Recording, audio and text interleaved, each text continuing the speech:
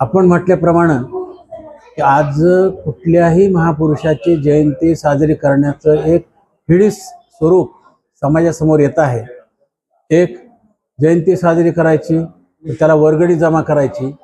वर्गणी हा देण्याचा माणसाची स्वेच्छाधिकार आहे, पण आपल्याला वर्गणीचं स्वरूप खंडणी केलेलं आहे लोकांनी, ह्याला फाटा दिला पाहिजे, हे टाळलं पाहिजे।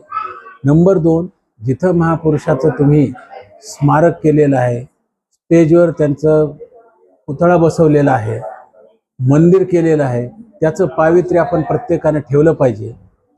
तिथं नशा पाणी करून मोठ्या मोठ्या आवाजात डीजे लावत असाल तर मला वाटतं तिथं महापुरुषाचं जे काही अस्तित्व आहे तेही राहणार नाही, त्यांचे विचारही राहणार नाही, आणि त्या महापुरुषाच्या आत्म्याला केवळ आपण सगळेजण त्या पद्धतीची जयंती साजरी करणं म्हणजे क्लेश देतो आहोत, याच्याशिवाय वेगळं काही होणार नाही।